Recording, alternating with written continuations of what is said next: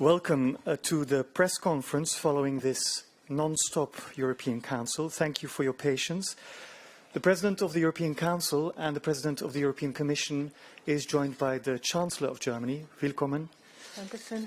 Thank you for your patience once again. We have translation into 6 languages, French, English, German, Spanish, Italian and Dutch. We'll have a Q&A, but first I give the floor to the President of the European Council. Merci beaucoup. Bonjour à chacune et à chacun. Ce Conseil européen a été un Conseil européen marathon. C'était un Conseil européen, nous l'avions annoncé d'emblée, avec beaucoup de sujets difficiles, importants à l'ordre du jour pour l'avenir de l'Union européenne. Et je crois pouvoir dire, après quelques heures de réunions intenses, beaucoup d'engagement politique, c'est un pas en avant important qui est fait pour l'Union européenne dans différents domaines. Et si on se souvient, il y a exactement un an, au mois de décembre l'année passée, nous étions réunis ici à Bruxelles pour nous engager avec une ambition très forte, la neutralité climat à l'horizon 2050 pour l'Union européenne, prenant ainsi le leadership dans cette transition climatique qui est tellement essentielle pour les Européens et pour l'ensemble du monde. Et peut-être qu'au mois de décembre, personne ne pouvait imaginer que quelques semaines plus tard, nous serions, en début d'année 2020, confrontés à un choc si rude, le Covid-19, qui nous a totalement ébranlés et qui a mobilisé une action forte, difficile, exigeante, au départ des différentes institutions de l'Union européenne, avec la mobilisation des États membres. Et personne probablement n'imaginait, il y a un an, qu'un an plus tard, et moins d'un an plus tard, en réalité, nous serions en train de débattre de la question du développement des vaccins, de la mobilisation à une échelle absolument gigantesque de ces vaccins pour protéger les Européens, mais pour protéger aussi le reste du monde. Alors, le premier point que je souhaite mettre en évidence, c'est la capacité que nous avons eue à nous mettre d'accord afin d'implémenter le budget pluriannuel et le fonds de relance dont les contours avaient été dessinés au mois de juillet. Et je veux naturellement commencer par rendre hommage de manière générale, pour les 6 derniers mois, mais spécialement pour ce sujet tellement important, à la chancelière Angela Merkel, qui s'est totalement mobilisée, les manches retroussées, avec de la volonté, avec de la créativité, avec un engagement sans faille pour l'Europe pour faire en sorte, grâce à une préparation très importante avant le Conseil européen et pendant cette réunion, que l'on puisse provoquer cette bonne surprise, ce pas en avant, afin de faire en sorte que nous soyons dotés comme Union européenne des capacités financières dans le budget classique de l'Union européenne, mais aussi de manière exceptionnelle grâce à ce fonds de relance pour faire face à la transition climatique, à la transition digitale, relever la tête, soutenir nos entreprises, les petites, les moyennes, les grandes, soutenir nos citoyens, soutenir les familles, parce que nous savons que ce Covid est un choc et qu'il nécessite que nous agissions ensemble dans la cohésion, investir, réformer ensemble, rencontrer ensemble les mêmes objectifs et faire cela en faisant en sorte que nos valeurs, les questions d'état de droit, les questions de gouvernance, c'était souhaité par le Parlement européen, puissent être pris en considération parce que cela fonde l'ADN du projet européen. Nous avons eu l'occasion aussi de nous accorder sur la manière de continuer à avancer sur le Covid-19, la question des vaccins, la question de la reconnaissance mutuelle des tests, et cette conviction que la prochaine étape essentielle sera la capacité ensemble à gérer la distribution des vaccins, faire en sorte que dans l'ensemble des pays européens, mais même ailleurs dans le monde, on puisse y avoir accès de manière équitable, de manière juste. Enfin, la question climatique. Et il faut dire la vérité, une bonne partie de la nuit a été consacrée à forger l'unité des 27 États membres sur le sujet. Est-ce que ça a été facile? Non, ça n'a pas été facile. Il y avait une ambition très forte proposée par la Commission européenne, rehausser notre ambition climatique, une réduction d'au moins 55% à l'horizon 2030, ce qui rend notre engagement sur 2050 crédible et ce qui rend le leadership européen en matière climatique d'autant crédible que dans quelques jours, c'est un symbole important, nous allons marquer le 5e anniversaire de cet engagement pris à Paris, les accords de Paris, pour lequel nous sommes engagés depuis le début comme Union européenne avec nos États membres et pour lequel nous menons une intense bataille positive sur le terrain de la diplomatie climatique pour encourager d'autres pays, d'autres régions dans le monde, d'accrocher le wagon, de soutenir également cette ambition partagée, de développer ensemble des standards communs. Alors, on a dû effectivement s'engager, définir un certain nombre de principes au départ desquels nous allons atteindre cet objectif, l'Union européenne avec les États membres, définir aussi la manière de travailler avec la Commission européenne dont le rôle est clé pour soumettre des propositions précises afin de donner une vraie capacité, pas seulement de s'engager, mais aussi de réaliser les engagements que nous prenons. Et nous sommes très, très heureux d'avoir l'occasion, dans quelques heures, ce sera demain, dans le cas des Nations Unies, d'exprimer l'unité, la cohérence, la confiance de l'Union européenne sur cette ambition climatique. Nous avons eu l'occasion aussi, je ne serai pas très long par rapport à cela, d'aborder des questions internationales. La relation entre l'Europe et les États-Unis après les nouvelles élections qui ont eu lieu aux États-Unis, la clarté et le souhait que nous avons d'identifier les thèmes pour renouer une alliance ambitieuse avec un pays qui est un allié, un pays qui est un ami, avec lequel nous partageons des valeurs extrêmement fortes, extrêmement solides et avec lequel nous souhaitons développer davantage encore de partenariats à l'avenir dans différents secteurs, avec lequel nous souhaitons aussi remettre l'engagement multilatéral tout en haut de l'agenda international, la coopération multilatérale, la coopération internationale qui est certainement un des éléments qui touche à l'ADN de l'Union européenne. La question de la Méditerranée orientale, la question de la relation avec la Turquie, débat difficile également. Nous savons qu'il y a là une question très importante pour défendre nos intérêts géopolitiques à moyen et à long terme. C'est la nécessité à court terme de prendre des orientations, ce que nous avons fait dans la continuité de ce qui a été décidé au mois d'octobre, puisque nous avions proposé au mois d'octobre deux options, une option positive, fondée sur un agenda positif, une option plus restrictive. Nous avons évalué la situation et vous verrez dans nos conclusions les orientations qui ont été prises sur le sujet.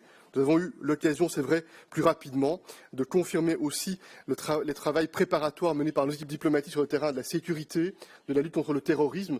Le débat en salle n'a pas été très long par rapport à cela parce que beaucoup d'énergie a été consacrée sur les autres sujets. Vous l'avez compris, il en va de même pour les questions de voisinage au sud de l'Europe. Et enfin, ce matin, en présence de Christine Lagarde et de Pascal Denehou, nous avons eu l'occasion d'un échange extrêmement important dans le cadre du sommet de la zone euro sur la manière d'être engagé afin de soutenir la relance économique au-delà de l'instrument budgétaire qui est maintenant validé et qui est massif, voir comment on peut continuer à encourager le travail au départ des ministres des Finances pour continuer à progresser sur le terrain de l'union bancaire et de la question du marché des capitaux. Voilà quelques éléments que je voulais indiquer. Je ne suis pas plus long. Vous dire vraiment, encore une fois, que j'ai la ferme conviction que ces quelques heures de réunion ont été un moment important pour nous permettre, au terme d'une année 2020 qui est une année extraordinaire au sens premier du terme, une année qui nous a bousculés, qui nous a ébranlés, qui a fait en sorte que des repères soient remis en question. Je pense que cette réunion du Conseil européen a été l'occasion de montrer la force tranquille de l'Union européenne, de montrer que l'unité, la cohérence et la confiance sont les ingrédients au départ desquels nous voulons mettre l'Union européenne dans le bon sens en étant rassemblés autour de sujets qui sont difficiles, qui sont délicats, qui ont nécessité beaucoup d'efforts. Je souhaite remercier l'ensemble des chefs d'État et de gouvernement, leurs équipes qui ont été mobilisées et je souhaite bien sûr remercier aussi toute l'action de soutien et de mobilisation de la Commission européenne pour alimenter nos travaux et puis surtout ce leadership de la présidence allemande et vous dire le plaisir très personnel que j'ai eu tout au long des 6 derniers mois à travailler de manière pratiquement quotidienne, en tout cas hebdomadaire et pratiquement quotidienne avec Angela Merkel pour centimètre après centimètre faire avancer des décisions qui devaient être prises. Merci, Monsieur le Président. Frau Bundeskanzlerin. Oh ja, ich möchte mich auch zu Beginn erst einmal bedanken bei Charles Michel, mit dem ich in der Tat fast jeden Tag zusammengearbeitet habe, bei Ursula von der Leyen. Und ich glaube, wir waren ein gutes Team, um die großen Aufgaben zu bewältigen, die während der deutschen Ratspräsidentschaft einfach auf der Tagesordnung waren. Und mit dem Dank verbinde ich auch den Dank an die Mitarbeiterinnen und Mitarbeiter, an den Generalsekretär, an die Generalsekretärin in der Kommission und viele andere. Und wenn ich das sagen darf, obwohl es vielleicht ein bisschen unüblich ist, auch an den Botschafter hier, der die vielen Korepers geleitet hat, denn ich meine, unseren deutschen Botschafter, denn ich meine, die Botschafter sind ja fast die einzigen außer den Ratspräsidenten und den Kommissionsmitgliedern, die sich noch in Brüssel physisch aufhalten. Vieles andere musste ja über Videokonferenzen abgearbeitet werden. Wir hatten sozusagen zum Ende uns noch eine Menge aufgehoben für den letzten Rat und ich bin sehr erleichtert. Ich will sagen, mir ist ein Stein vom Herzen gefallen, dass wir wirklich es jetzt noch in gemeinsamer Anstrengung geschafft haben, den Haushalt dem Parlament jetzt überweisen zu können und den Recovery Fund samt dem Konditionalitätsmechanismus. Das war ein Riesenstück Arbeit.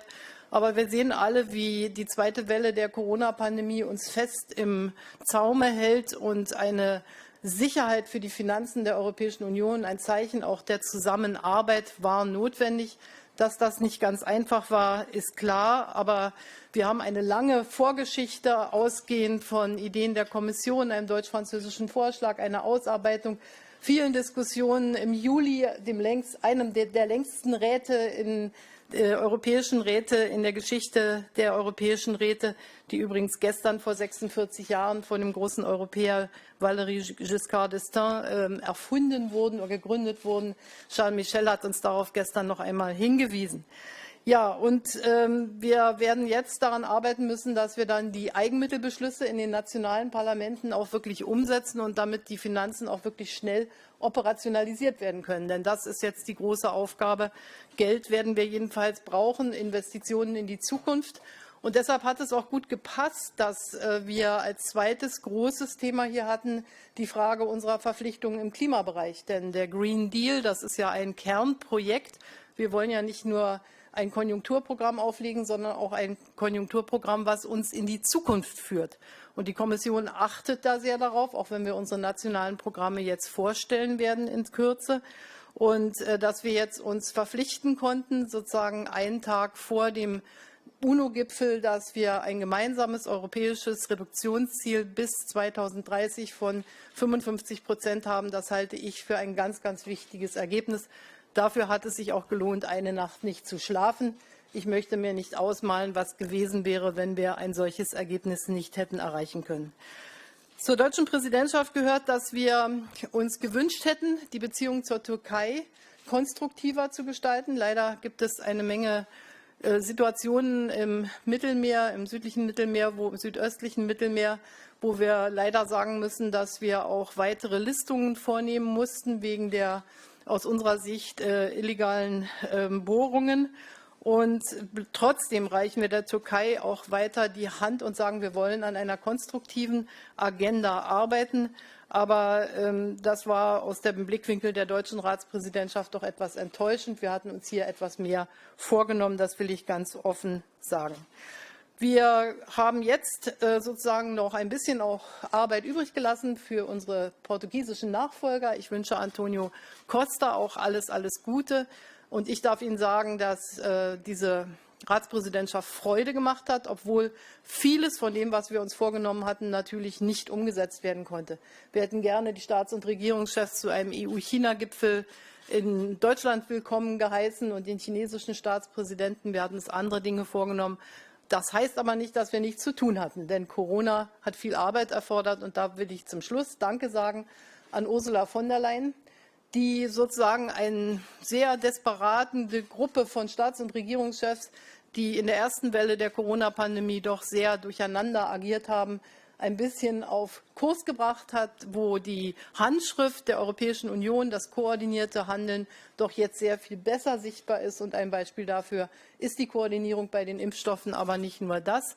Und ich bin nach diesem halben Jahr doch überzeugt, dass wir an einer Europäischen Gesundheitsunion arbeiten sollten, als Markenzeichen zu anderen wichtigen Themen. Das war's von meiner Seite. Danke. Madam President. Ja, vielen Dank. Zunächst einmal, liebe Angela, was für eine Präsidentschaft. Wir stehen hier heute etwas erschöpft nach der durchverhandelten Nacht, aber ich glaube mit Fug und Recht heute doch durchaus zufrieden. Wir haben den 7-Jahres-Haushalt, wir haben Next Generation EU, wir haben das Klimaziel für 2030. Da kann man eigentlich nur sagen, was für ein Triple. Das ist beeindruckend und es ist ein guter Tag heute für Europa.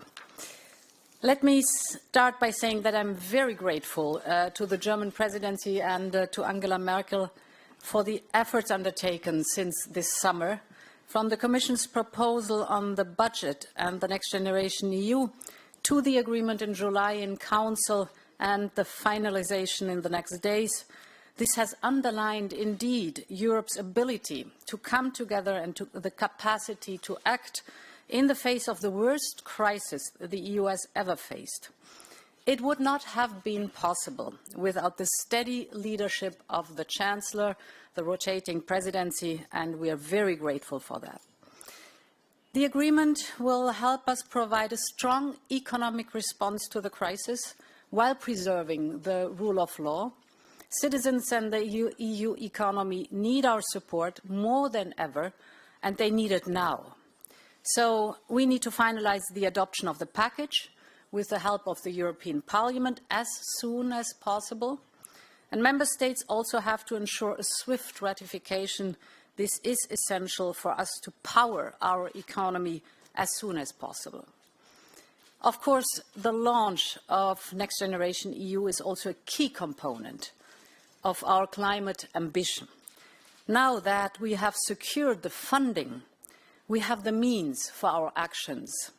And that is why I'm delighted that, together with the German presidency, we were able today to reach an agreement on the proposal for a new EU climate target. We will reduce emissions by at least 55% by 2030. And today's agreement puts us on a clear path towards climate neutrality in 2050. It gives certainty to investors, to businesses, to public authorities, and to citizens. It future-proofs our union. All EU countries should benefit from the transition with economic growth, a cleaner environment, and healthier citizens. The European Green Deal will be our growth strategy. On the coronavirus pandemic, right now, the European Union is working full speed to review the safety of vaccines and make them available. We aim to authorize the BioNTech-Pfizer vaccine by the end of the year, subject to EMA's opinion. EMA's opinion on the Moderna vaccine should become before mid-January, and a rolling review of data for AstraZeneca, Oxford and Johnson & Johnson vaccines is ongoing. But it's vaccination and not vaccines that saves lives. I called on all the member states to finalize their preparations for the start of vaccination. We stand ready to support. We also care for our neighborhood. The European Union will coordinate the donation of vaccines by member states, in particular to protect the healthcare workers in the Western Balkans and in our neighborhood. And finally, we should indeed start working now on avoiding future crises. I asked leaders for their support to advance rapidly on getting the European Health Union off the ground, and thank you very much, Angela, for your words concerning that. Finally, I briefed the leaders on the negotiations with the United Kingdom. Positions remain apart on fundamental issues. On the level playing field, we have repeatedly made clear to our UK partners that the principle of fair competition is a precondition to privileged access to the EU market. It is the largest single market in the world, and it is only fair that competitors to our own enterprises face the same conditions on our own market. But this is not to say that we would require the UK to follow us every time we decide to raise our level of ambition, for example, in the environmental field. They would remain free, sovereign, if you wish, to decide what they want to do. We would simply adapt the conditions for access to our market accordingly the decision of the United Kingdom, and this would apply vice versa. On fisheries, here also we continue to have a gap. We have not yet found the solutions to bridge our differences. We understand that the UK aspires to control its waters. The UK must, on the other hand, understand the legitimate expectations of EU fishing fleets built on decades and sometimes centuries of access. On these and other points, our negotiators are working. We will decide on Sunday whether we have the conditions for an agreement or not. In the meantime, the Commission has proposed 4 targeted contingency measures today. They provide a short-term fix to ensure basic connectivity in air and road transport for 6 months. And we are also proposing to the UK to ensure reciprocal access to each other's waters for next year. One way or the other, in less than 3 weeks, it will be new beginnings for old friends. Thank you. Thank you, Madam President. We'll now take a couple of questions. May I kindly ask you to switch on your cameras? In the meantime, I can tell you that on our Council website, we have published all conclusions on every different topic. And we're going to start with Thomas Gutschker from Frankfurter Allgemeine Zeitung. Thomas. Yes, thanks a lot, and good morning to all of you. My questions are on Turkey. The first question will be to President Mishel. You have added in the conclusions a sentence saying that you intends to cooperate on the responsible management of migration flows and now towards all member states. That sounds almost like a veiled acceptance of Hungary and Poland to take in migrants, which they have refused so far. Could you please clarify what this really means? Und eine Frage an Frau Bundeskanzlerin. Welche zusätzlichen Maßnahmen ziehen Sie in Betracht, wenn die Türkei ihr Verhalten nicht ändert? Und ganz speziell fordert Griechenland seit einiger Zeit, dass Deutschland 6 U-Boote für die Türkei nicht ausliefert.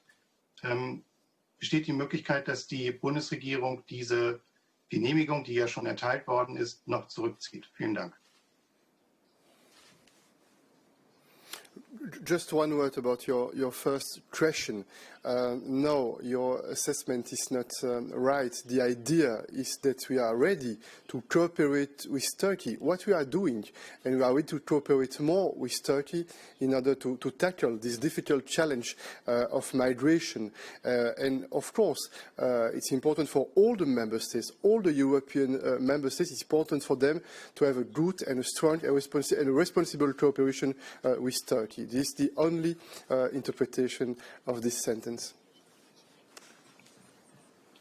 Ja, ich kann das nur bestätigen. Also an Ungarn und Polen hatten wir in dem Zusammenhang überhaupt nicht gedacht, sondern an die gemeinsame Auffassung zwischen der Türkei, denke ich, und der Europäischen Union, dass wir illegale Menschenschmuggler sozusagen nicht wollen. Wir wollen, wenn, dann reguläre Migration. Dafür steht ja auch das EU-Türkei-Abkommen.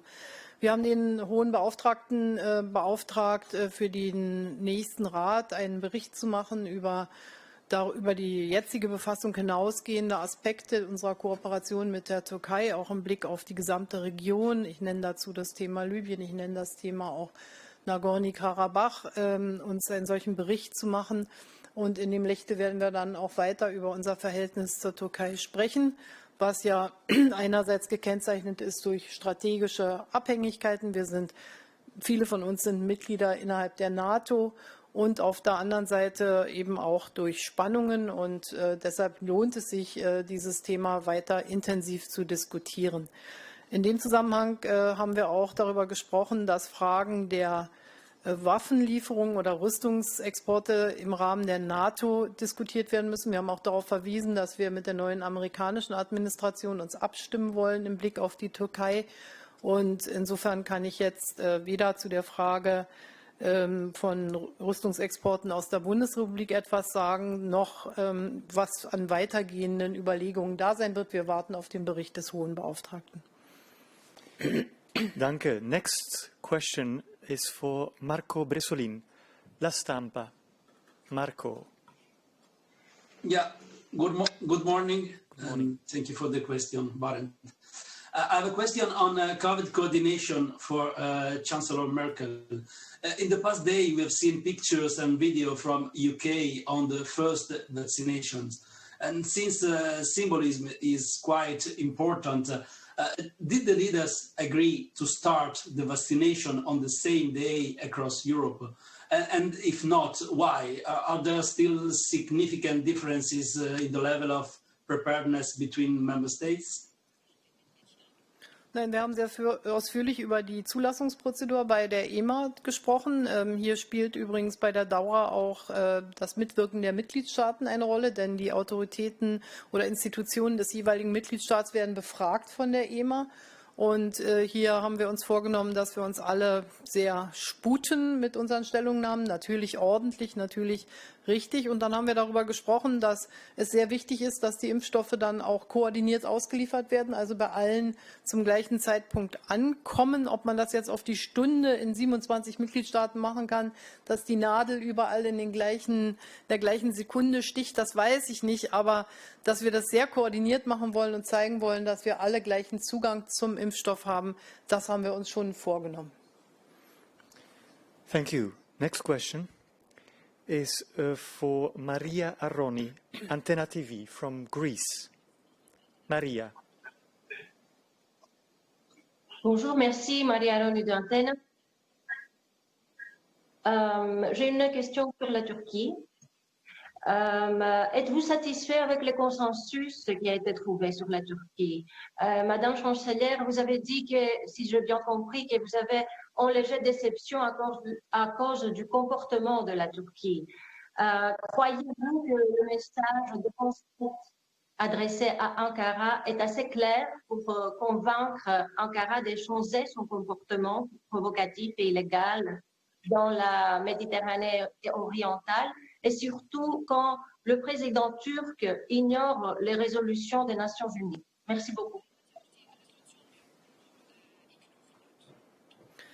Ja, wir haben ja die kritischen Punkte angesprochen. Ich bin mit dem Konsens zufrieden, den wir gefunden haben. Ich glaube, er ist sehr balanciert. Auf der einen Seite sagen wir, wo wir auch uns provoziert fühlen. Ich meine, gerade die Aktionen auch in Richtung Varosha. Das ist natürlich für unseren zyprischen Kollegen ein Punkt, an dem er mit Recht und mit aller unserer Unterstützung auch geklagt hat. Ich meine, wir haben die Situation, dass die Oris Reis jetzt vor Griechenland wieder weg ist, aber das ist alleine noch nicht ausreichend.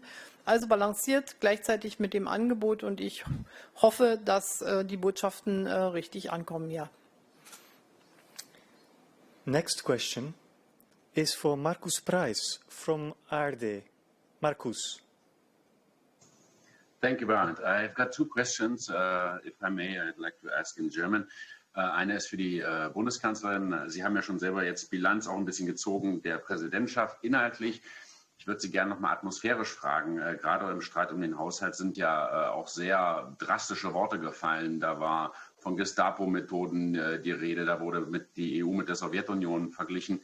Hat das aus Ihrer Sicht Spuren hinterlassen? Ist das, oder beim letzten Gipfel haben Sie in Bezug auf Präsident Erdogan gesagt, Sie legen nicht jedes Wort auf die Goldwaage. Also ist das eine normale Auseinandersetzung oder war das schon was Besonderes? Und die andere Frage an die Präsidentin der Europäischen Kommission, Frau von der Leyen, in Bezug auf die Rechtsstaatsklausel sagt das Europäische Parlament, dass im Rechtstext nichts drinsteht von einer Prüfung durch den Europäischen Gerichtshof und dass aus Sicht des Parlaments man das schon ab 1. Januar kommenden Jahres anwenden könnte. Da Sie es ja machen müssen als Kommission, ab wann werden Sie die neue Rechtsstaatsklausel anwenden und Verstößen gegen die Rechtsstaatlichkeit in Bezug auf Fördergelder nachgehen? Danke. Also ich kann von meinen Gesprächen mit allen Mitgliedern des Europäischen Rates sagen, dass solche Worte nicht gefallen sind. Ich glaube, die Tatsache, dass wir uns mit Respekt begegnet sind, jedenfalls was mich anbelangt und meine Gespräche mit meinen Kollegen, das hat dazu beigetragen, dass wir zum Schluss auch eine Lösung finden konnten für ein in der Tat sehr schwieriges Thema. Und mir lag da sehr viel daran, jedenfalls alles zu versuchen, dass das dann gelungen ist und dass auch das Parlament, das, so wie uns der Parlamentspräsident David Sassoli gestern gesagt hat, zur Kenntnis nimmt und doch akzeptiert. Das finde ich einen wichtigen Punkt.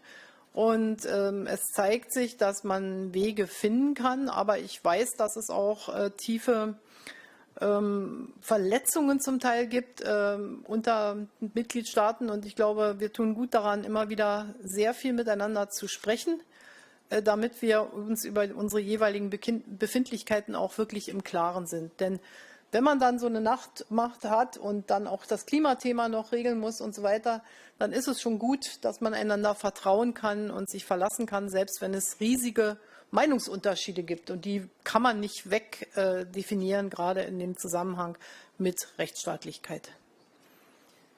Ja, was die Prüfung durch den EuGH des Konditionalitätsmechanismus angeht. Ich habe bereits im Europäischen Parlament vor einigen Wochen, als wir zum ersten Mal darüber eine Debatte hatten, gesagt, dass ich der Überzeugung bin, dass der Konditionalitätsmechanismus gut und richtig ist.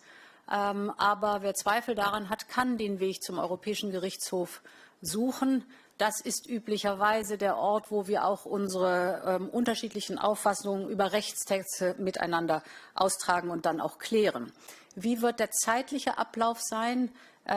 Sowie ab 1. Januar gilt der Konditionalitätsmechanismus, vorausgesetzt, es wird jetzt alles auch planmäßig abgestimmt am Ende des Triloges. Dann wird von da an, dass die Kommission auch innerhalb des Rahmens des Konditionalitätsmechanismus die Fälle betrachten. Wenn ein Bruch der Rechtsstaatlichkeit vorliegt, dann wird dieser Fall aufgenommen.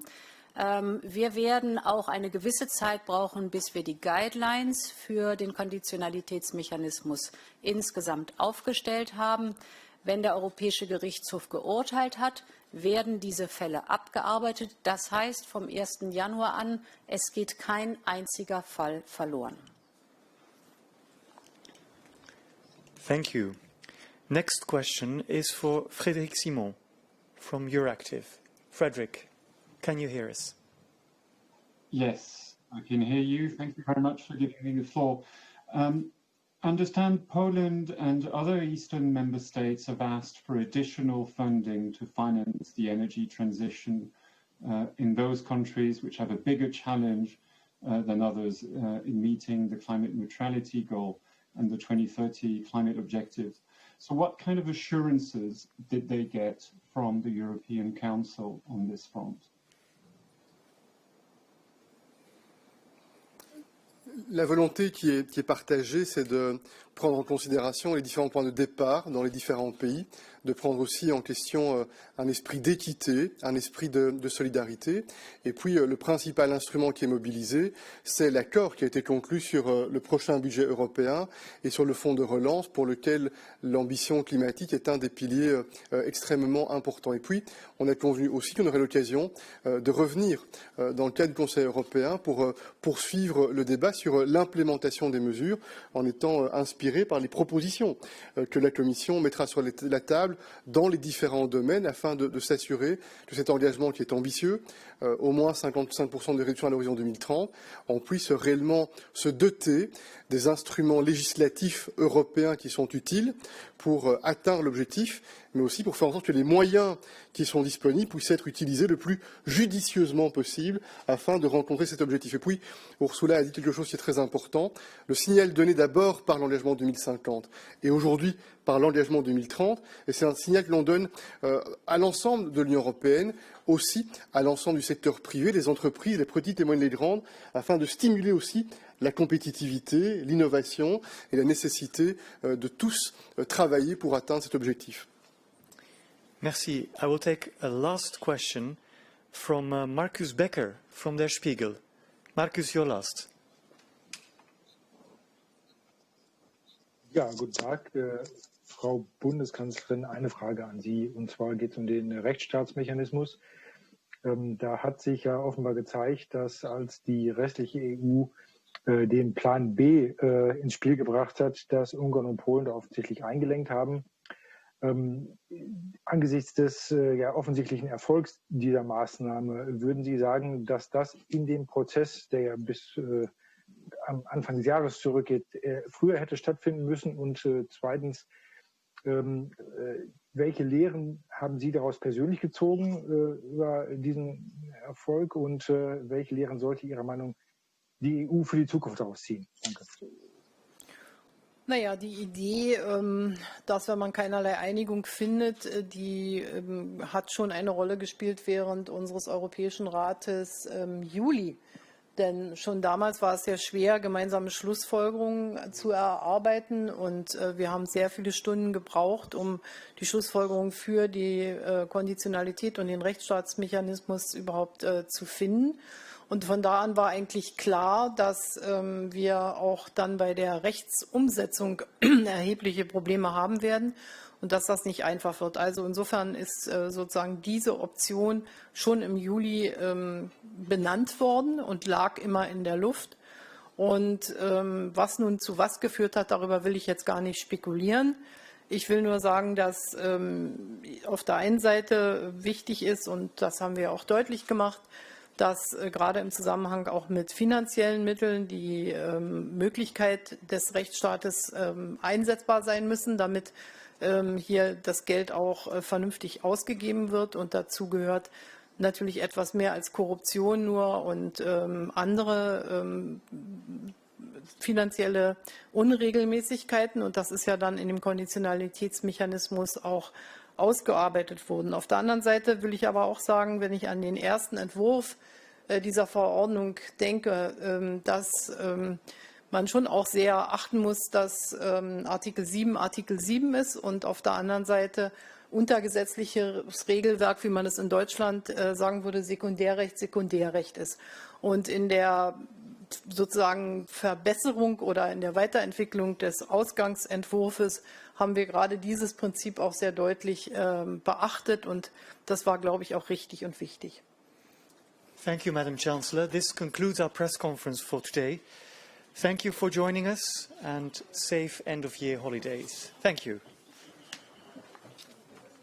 Who knows what happened?